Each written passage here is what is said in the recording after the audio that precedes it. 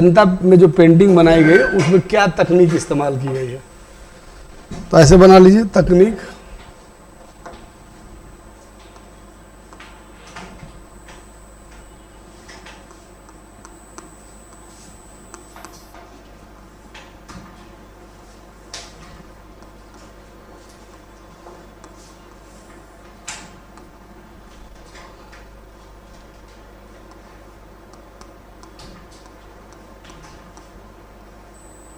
Tempera,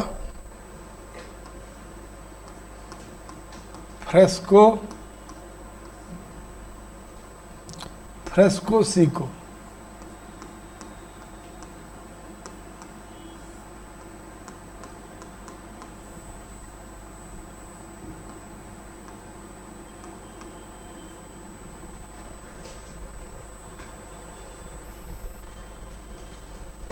लिखिए, tempera में लिखिए। इस तकनीक से निर्मित चित्रों को भित्ति चित्र कहा जाता है। भित्ति चित्र कहा जाता है। इस विधि में सर्वप्रथम गुफा की दीवारों पर गीला प्लास्टर लगाया जाता है। इस तकनीक में सर्वप्रथम गुफा की दीवारों पर गीला प्लास्टर लगाया जाता है।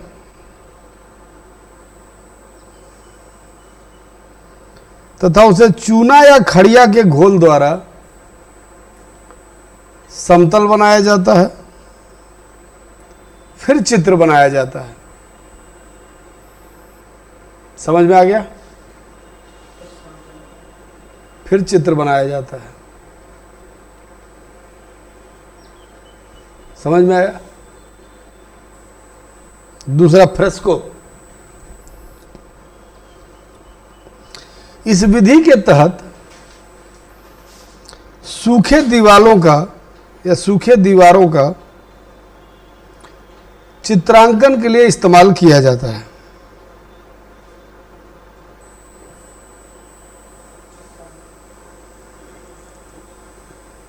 इसके तहत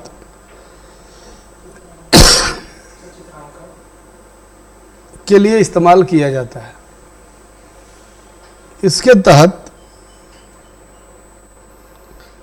खड़िया से निर्मित सफेद रंग को घोलकर फिर उस पर चित्रकारी की जाती है।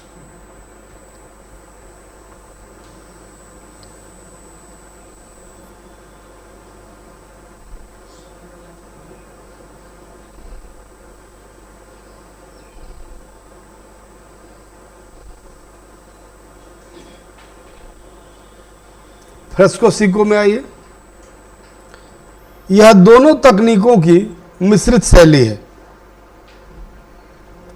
यह दोनों तकनीकों की मिश्रित शैली है जिसका इस्तेमाल आवश्यकता अनुसार किया जाता है।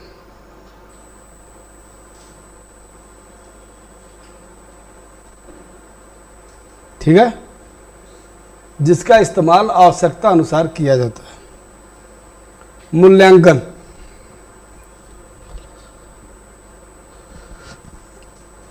प्राकृतिक जैविक रंग का प्रयोग किया गया है।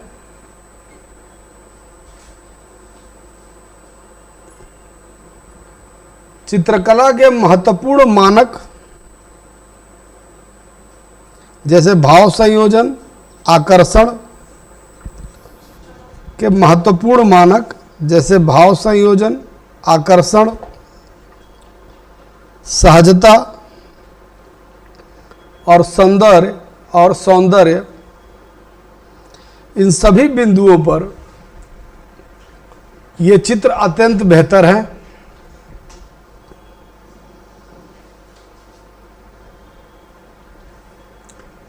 इन चित्रों को यूनेस्को ने विश्व विरासत सूची में भी सम्मिलित किया है। विश्व विरासत सूची में सम्मिलित किया है।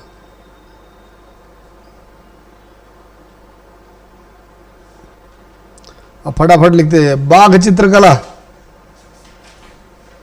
बाघ, ग्वालियर के निकट बाघ पहाड़ियों पर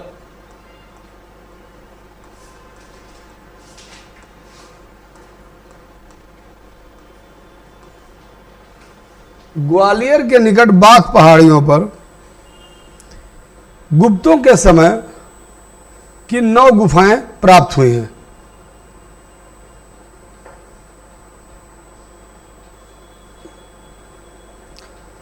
ये भी अजंता शैली के चित्रों पर ही बनी हुई है।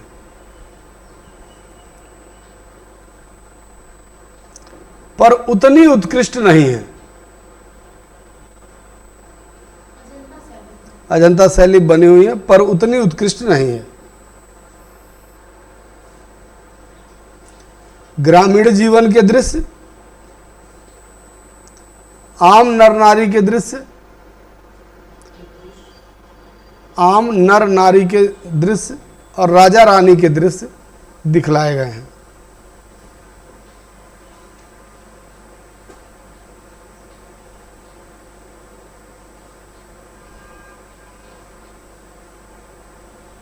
एलोरा चित्रकला,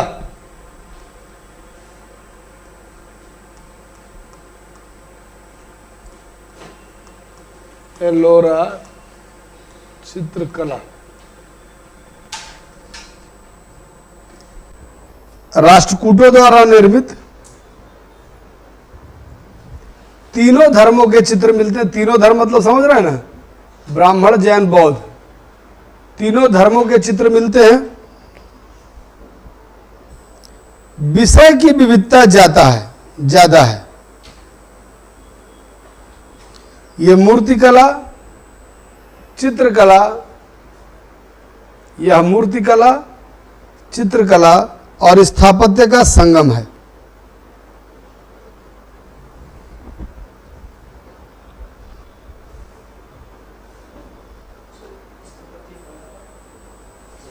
संगम है। अभी जो गुफाएं मशहूर हैं, जो पेंटिंग हुए, उनका अलग से बताएंगे। पहले एक रिदम में तीनों खत्म कर लेने दीजिए हमको। बादामी चित्रकला, राष्ट्रकूटों द्वारा निर्मित तीनों धर्मों के चित्र।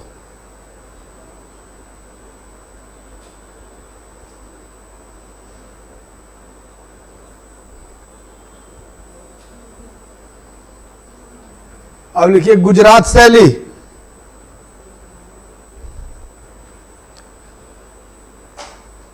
अगला लिखिए गुजरात शैली। इसे चालुक्य शैली या अपभ्रंश शैली भी कहते हैं। ये चित्र 8वीं से 10वीं शताब्दी के मध्य के हैं।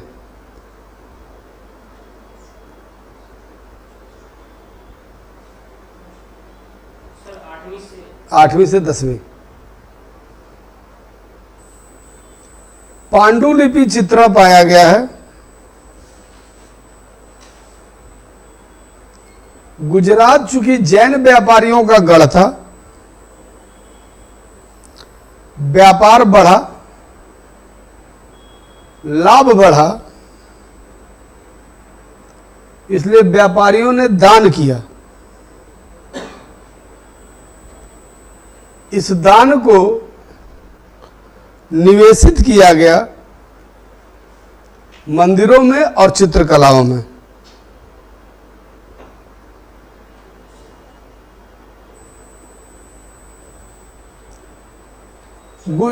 मंदिरों तथा चित्रकलाओं में। इस चित्रकला में सहजता का अभाव है और चित्र असंतुलित हैं।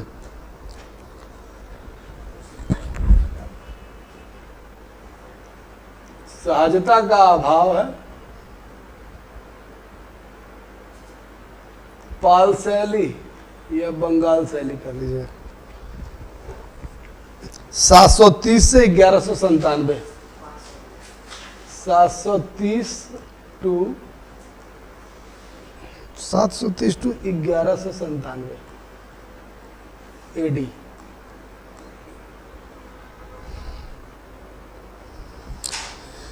यहां पे भी हमें पांडुलिपि चित्रण मिलता है, मतलब पोथियों में चित्र बनाए गए पांडुलिपि चित्रण मिलता है।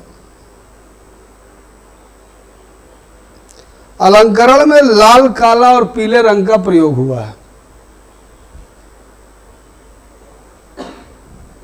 लाल, काला और पीले रंग का प्रयोग हुआ है। इस शैली पर बौद्ध का प्रभाव है।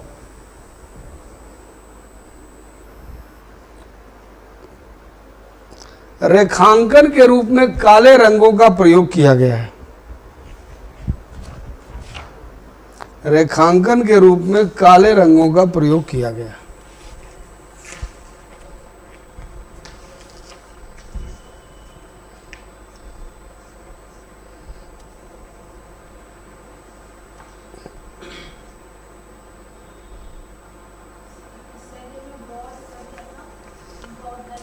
प्रभाव है।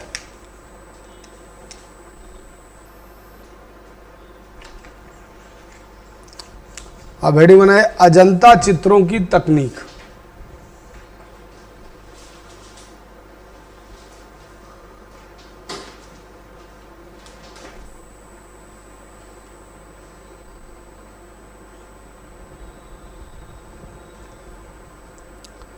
दीवार, छत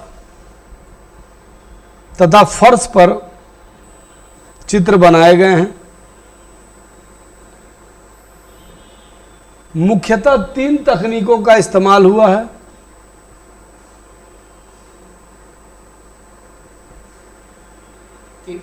तकनीकों का इस्तेमाल हुआ है, टेम्परा, फ्रेस्को, फ्रेस्को सिको।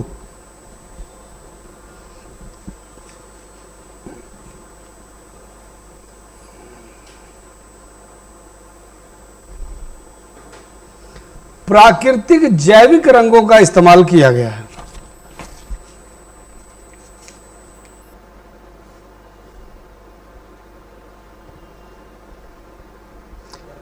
जैविक रंगों का इस्तेमाल किया गया है।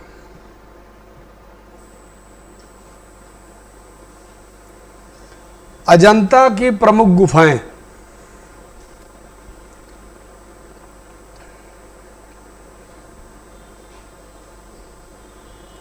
लिखिए गुफा संख्या 9।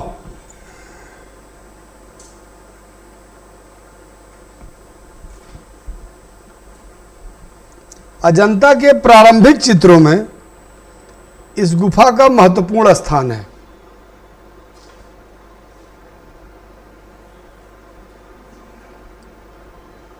प्रारंभिक गुफाओं में, प्रारंभिक चित्रों में इस गुफा का महत्वपूर्ण स्थान है। इसके चित्र सातवाहन काल के बने हुए हैं।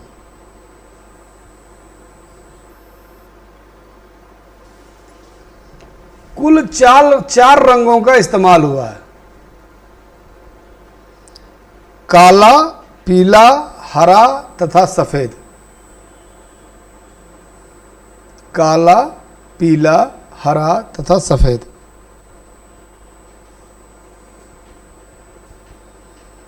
चित्रों में बुद्ध, बोधिसत्व एवं आम जनजीवन के सभी पक्ष सम्मिलित हैं।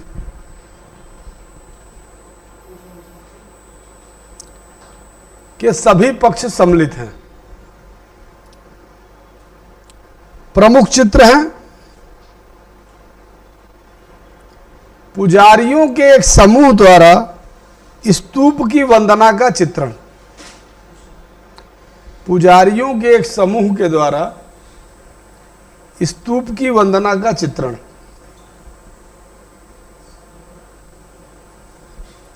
विभिन्न प्रकार के लताओं चित्रण। विभिन्न प्रकार की लताओं, पुष्पों का अंकन। पुष्प का अंकन। गुफा संख्या 10 के चित्र। अगली हेडिंग।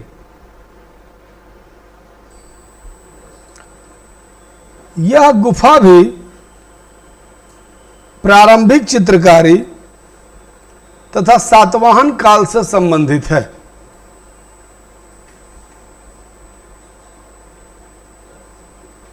सातवाहन काल से संबंधित है। यहाँ के प्रमुख चित्रों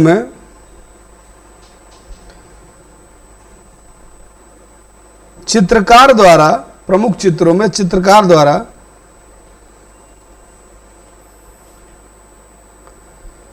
जंगल की सुंदरता को भी दिखलाया गया है।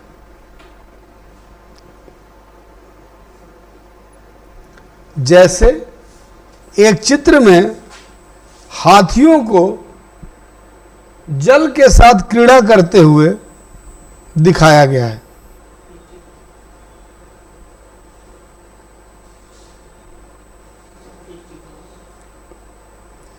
हाथियों को जल के साथ खेलते हुए दिखाया गया है। एक अन्य चित्र में काशी नरेश तथा रानी समुद्रा के अति सुंदर भावपूर्ण तरीके से चित्रित किया गया है। समुद्रा को भावपूर्ण तरीके से चित्रित किया गया तथा उनके पीछे घुड़सवार तथा स्त्रियों को दिखलाया गया है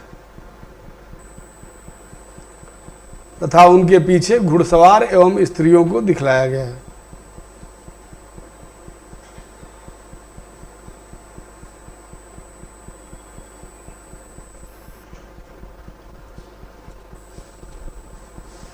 गुफा संख्या 16 के चित्र।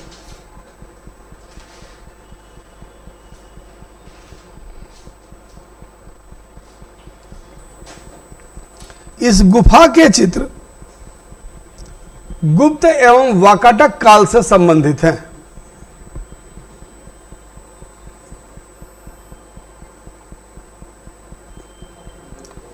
वाकाटक काल से संबंधित हैं।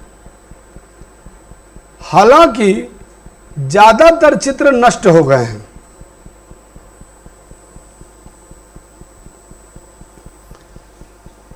लेकिन जो भी हमें प्राप्त होते हैं उनकी चित्रकारी बेहतर है।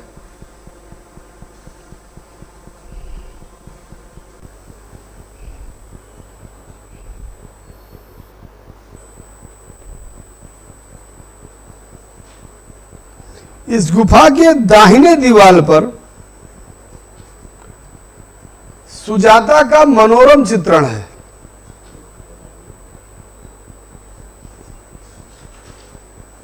दीवार पर सुजाता का मनोरम चित्रण है। मनोरम मतलब सुंदर चित्रण है। तथा बाईं दीवार पर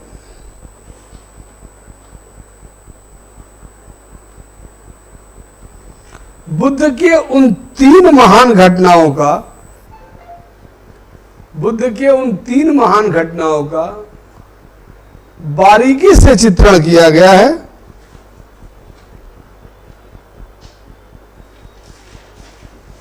जिसके पश्चात उन्हें वैराग्य प्राप्त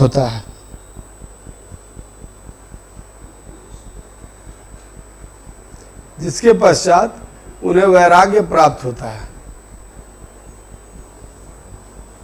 क्या क्या देखे थे?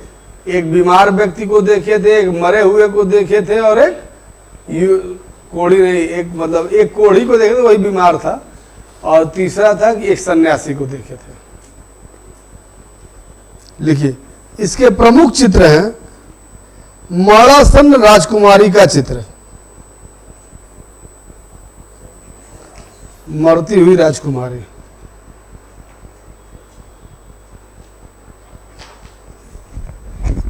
गुफा संख्या 17 का चित्र,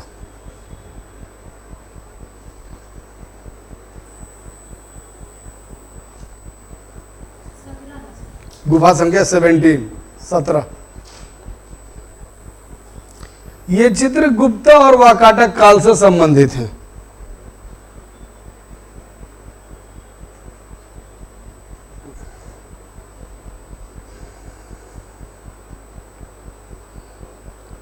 अजंता की सभी गुफाओं में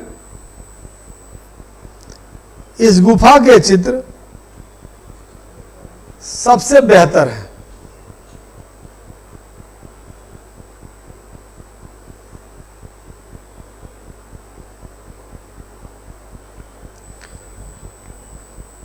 इस गुफा के एक चित्रकारी में एक चक्र के भीतर कई चित्र बनाए गए हैं। कई चित्र बनाए गए हैं।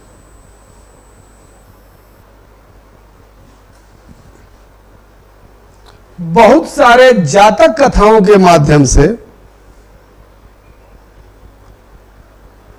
बुद्ध के पूर्व जन्म की कहानियों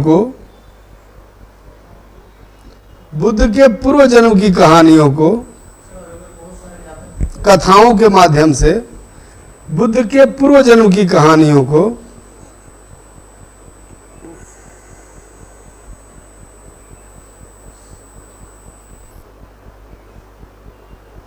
छोटे छोटे चित्रों में चित्रित किया गया है।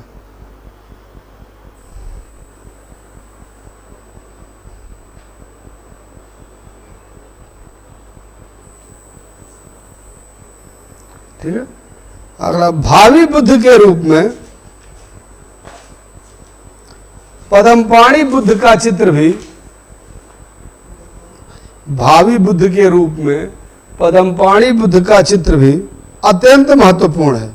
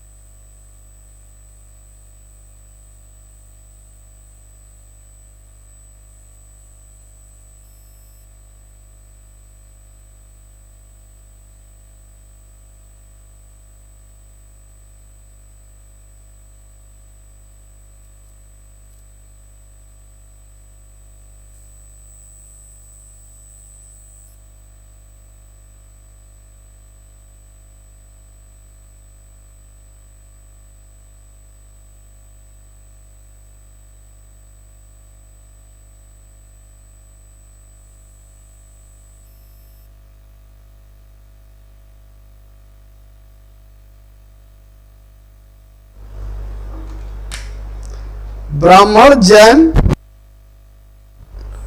धर्म तथा लोक जीवन से संबंधित है। ब्राह्मण एवं जैन धर्म तथा लोक जीवन से संबंधित है।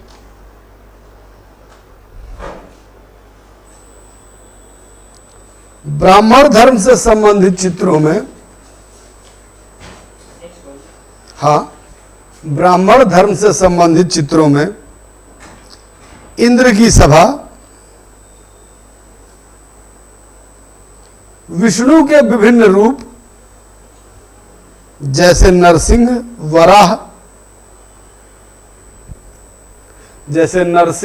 वराह आदि चित्रों को प्रतीकों के साथ उकेरा गया है।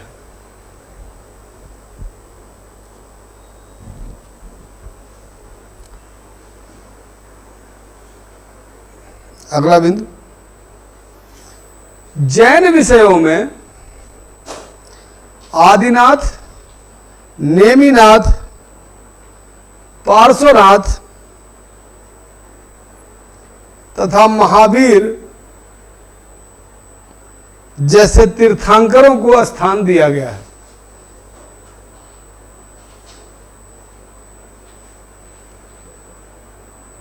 तथा महावीर जैसे तीर्थंकरों को स्थान दिया गया है। अगला पॉइंट, लोक जीवन के विविध पक्षों को विविध तरीके से चित्रित किया गया है।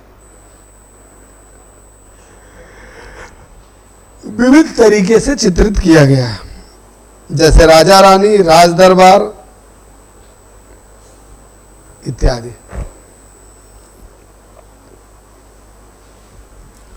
आगे लिखिए, यहां के मानव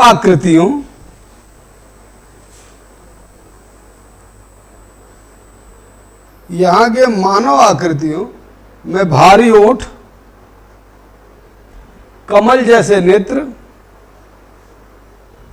दोहरी भवें, कमल जैसे नेत्र और दोहरी भवें इत्यादि का चित्रांकन किया गया है।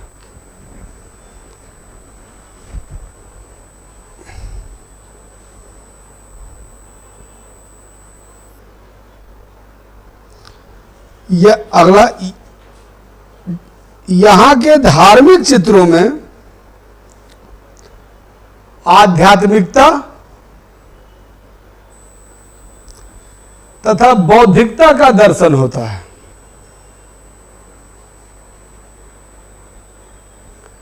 वहीं सांसारिक चित्रों में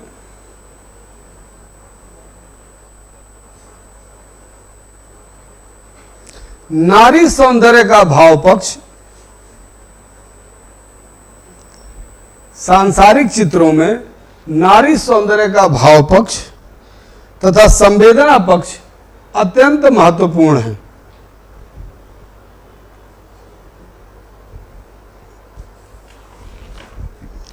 एलोरा चित्रकला,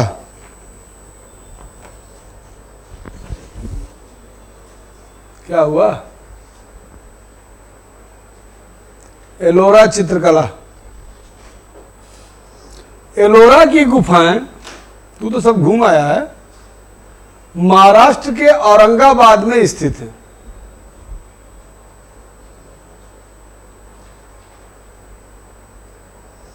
ये गुफाएं स्थापत्य कला, मूर्ति कला तथा चित्रकला के संगम के रूप में जानी जाती है।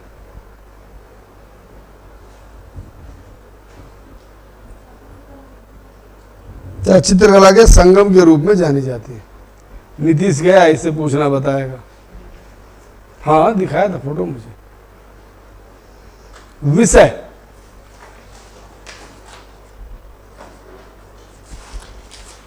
एलोरा के चित्र तीनों धर्मों से संबंधित है एवं लोक जीवन के तत्वों को प्रमुखता दी गई है।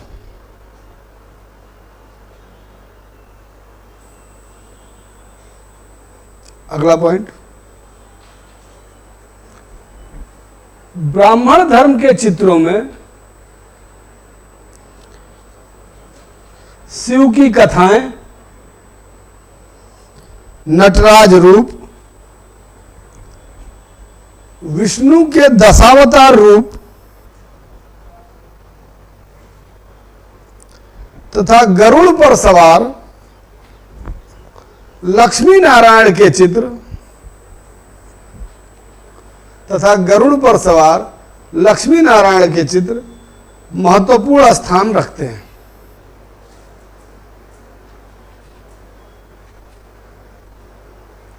अगला,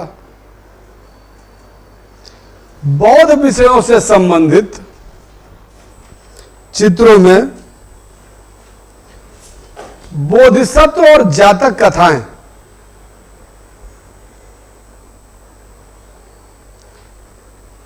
महत्वपूर्ण है। साथ ही जैन तीर्थंकरों के चित्र भी प्राप्त होते हैं।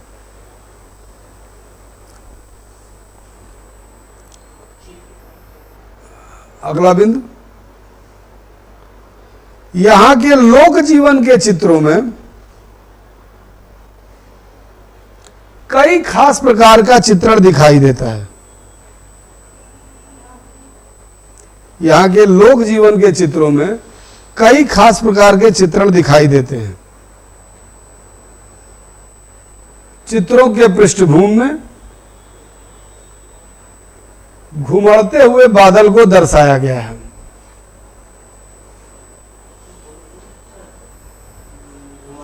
घुमड़ते हुए बादल, काले बादल दिखाए गए हैं।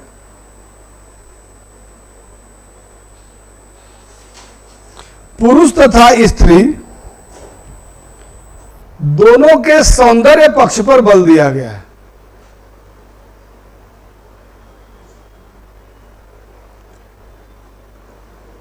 यहां के चित्रों में आंखें बड़ी, होठ मोटे तथा नाक को लंबा बनाया गया है। नाक को लंबा बनाया गया है। यहां के चित्रों में आंखें बड़ी, होठ मोटे तथा नाक को लंबा बनाया गया है।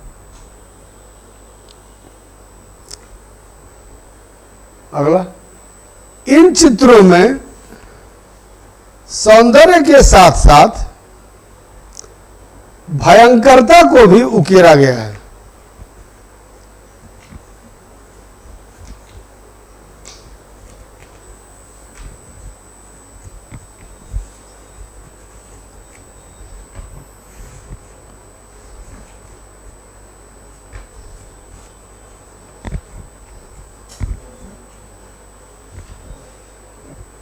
कल खत्म कर दूंगा।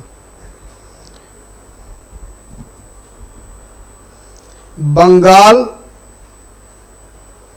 या पाल चित्रकला,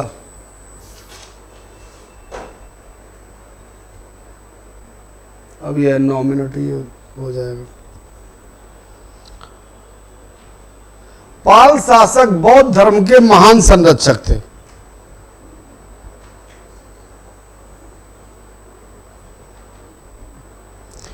इस कला का विकास 8वीं से 12वीं शताब्दी के मध्य हुआ।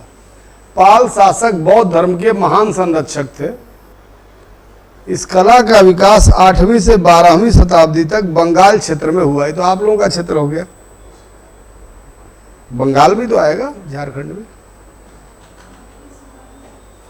8वीं से 12वीं विशेषताएं। पाल चित्रकला के अधिकांश चित्र पोथियों तथा पट चित्रों के रूप में प्राप्त होते हैं। पोथियों तथा मतलब एक चित्र बना गया फिर दूसरा ऐसे एल्बम की तरह से बना के रख दिया गया, ठीक है। पोथियों तथा पट चित्र के रूप में प्राप्त होता है।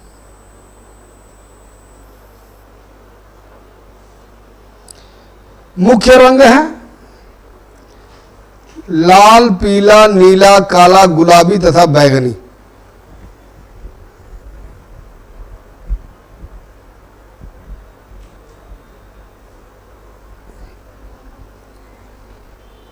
गुलाबी तथा बैंगनी। अगला पॉइंट, मानव आकृतियों के चेहरे एक ही प्रारूप में बनाए गए हैं।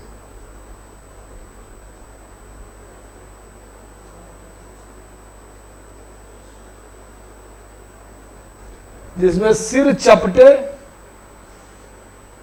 तथा नाक आगे की तरफ निकली हुई दिखाई गई है।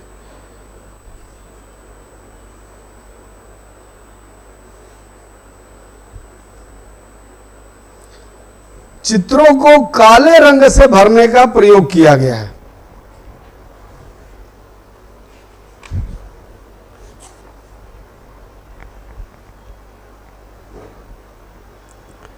ऐसा लगता है कि तूलिका की जगह नोकदार नीब का प्रयोग किया गया है। की जगह तूलिका मतलब ब्रश, ब्रश की जगह नोकदार नीब का प्रयोग किया गया है।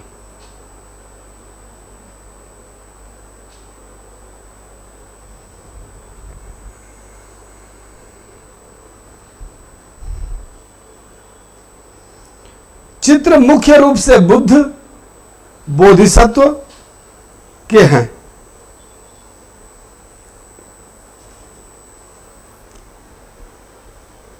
बौद्ध चित्रों में तंत्रवाद का प्रभाव भी दिखता है।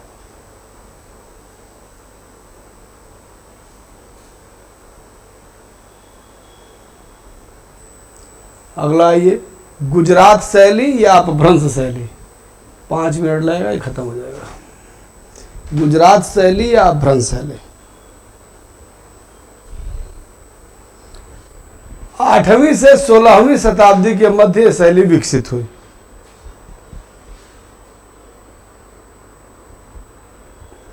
इसके विकास में चालुक्य शासक तथा जैनियों का महत्वपूर्ण योगदान रहा।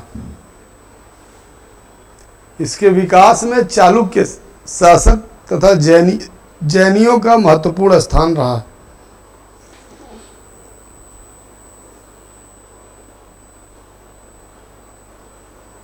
विशेषताएं,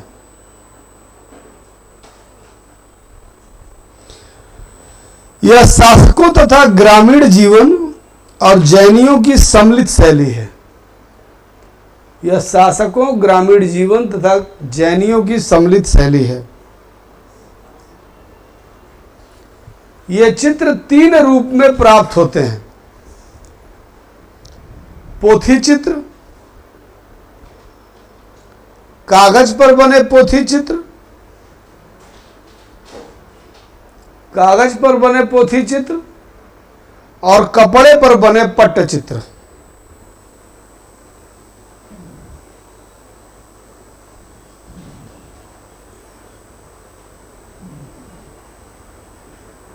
दूसरा पॉइंट, इस शैली को प्रयोगों के चित्र भी कहा जाता है।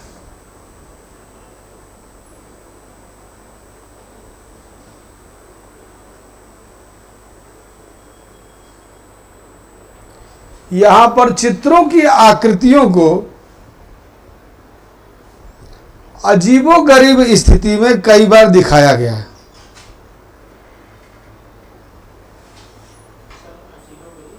स्थिति में दिखाया गया है। इनकी आंखें तथा नाक दोनों बहुत नुकीले हैं। चेहरे की ठुड्डी बिगड़ी हुई है।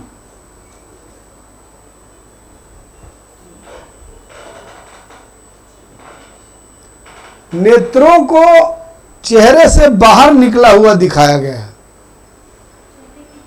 बिगड़ी हुई है।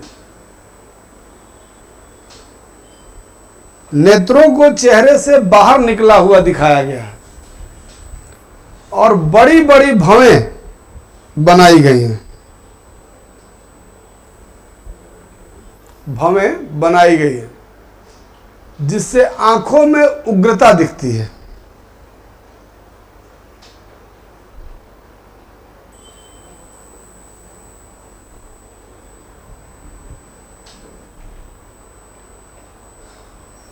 अगला, प्रकृति का अंकन अलंकारिक रूप में किया गया है। अलंकारिक रूप में किया गया है।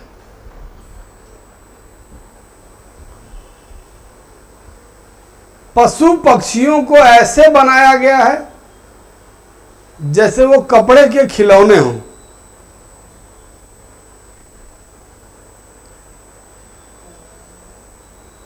इसलिए प्रकृति की स्वाभाविकता जैसे कपड़े के खिलौने हों, इसलिए प्रकृति की स्वाभाविकता नष्ट होती प्रतीत होती है। कि स्वाभाविकता नष्ट होते प्रतीत होती है। रंग अधिक चमकदार हैं।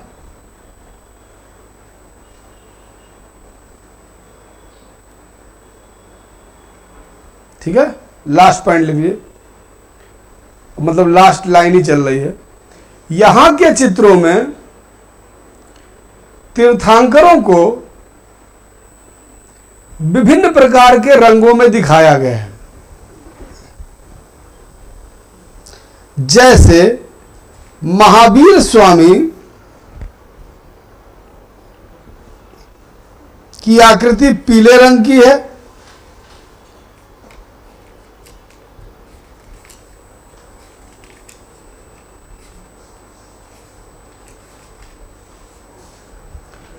पीले रंग की है।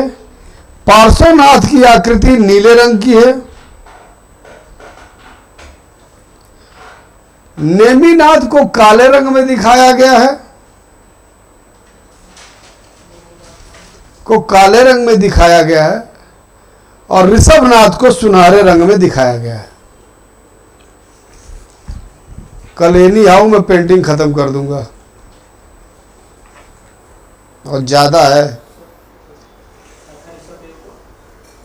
सुनहरे रंग में दिखाया गया है। हाँ ठीक,